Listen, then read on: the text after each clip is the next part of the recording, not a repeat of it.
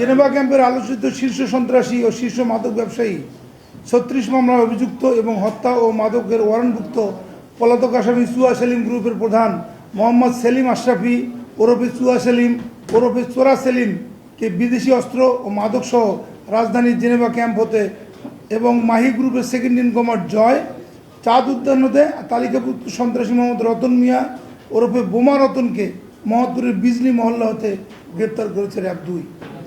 গত 20 আগস্ট 2026 তারিখ র্যাবের নিজস্ব গোয়েন্দা তথ্যের ভিত্তিতে র্যাব 2 জানতে পারে যে জেনেভা ক্যাম্পের একটি গোপন স্থানে শীর্ষ সন্ত্রাসী ও মাদক ব্যবসায়ী চুয়া সেলিম অবস্থান করছে।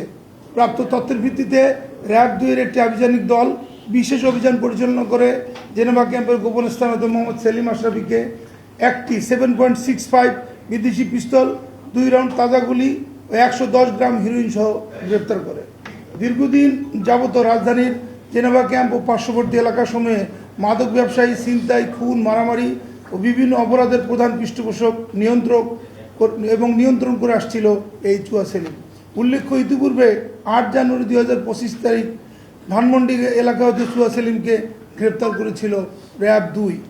একই দিনে র্যাব 2 এর অপর একটি গোয়েন্দা তথ্যের ভিত্তিতে মোহাম্মদপুর থানার চাঁদ উদ্যান এলাকা হতে ঈশ্বরগঞ্জ গ্রুপ মাহি গ্রুপের সেকেন্ড ইন কমান্ড ডাকাতি, ছিনতাই, মাদক সহ 10 মামলার অভিযুক্ত আসামি জয়কে গ্রেপ্তার করে। জয় সহ মাহি গ্রুপের সদস্যরা দীর্ঘদিন ধরে মোহাম্মদপুরের ঢাকা উদ্যান, চাঁদ উদ্যান, নবীনগর এলাকায় ছিনতাই, চাঁদাবাজি, মারপিটে লিপ্ত হয়ে ত্রাস সৃষ্টি করে আসছিল। উক্ত এলাকার ব্যবসায়ী, ভাড়াটিয়া এবং নির্মাণ কাজ সংশ্লিষ্ট ব্যক্তিরা নিয়মিত তাদের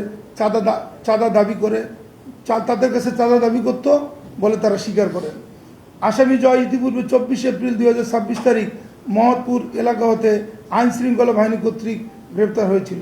ওই একই দিনে র্যাব 2 এর অপর একটি আভিযানিক দল গোয়েন্দা তথ্যের ভিত্তিতে মোহাম্মদপুর থানাধীন বিজলি মহল্লা এলাকায় অভিযান চালিয়ে আইন শৃঙ্খলা বাহিনীর তালিকাভুক্ত অপরাধী ও দস্যুতা, ডাকাতি, ছিনতাই, অস্ত্রসহ 20 মামলার আসামি মোহাম্মদ রতন ওরফে বোমা রতনকে গ্রেপ্তার করে।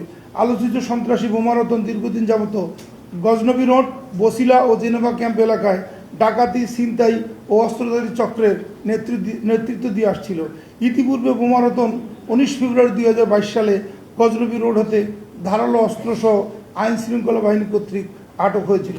জব্দকৃত আলামত এবং গ্রেপ্তারকৃত আসামিদের বিরুদ্ধে পরবর্তী আইনানুগ ব্যবস্থা প্রক্রিয়াধীন রয়েছে।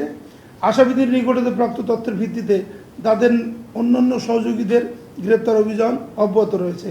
গ্রেপ্তারকৃত আসামিদের পিসিপিএ যাচাই করে জানা যায়, আসামি চুয়া সেলিমের নামে ডিএমপির মোহাম্মদপুর থানার হত্যা চেষ্টা ও খুনের 60টি, মাদকদ্রব্য আইনে নিয়ন্ত্রণ আইনে 14টি, বিশেষ ক্ষমতা আইনে 13টি, বিস্ফোরক আইনে 1টি এবং দাঙ্গা, সরকারি কাজে বাধা দেওয়া 1টি মামলা সহ মোট 36টি মামলা হয়েছে।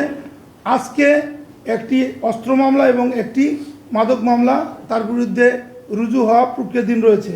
আসামি জয়ের নামে ডিএমপির মোহাম্মদপুর থানায় দস্যুতা, ডাকাতির উদ্যোগ, হত্যা চেষ্টা, ভয়ভীতি প্রদর্শনের 5টি, মাদকদ্রব্য নিয়ন্ত্রণ আইনে 3টি, আদালত থানায় ডাকাতির উদ্যোগ গ্রহণের 1টি এবং নারায়ণগঞ্জ জেলার সিদ্ধিরগঞ্জ থানায় নারী ও শিশু নির্যাতন দমনে 1টি মামলা রয়েছে।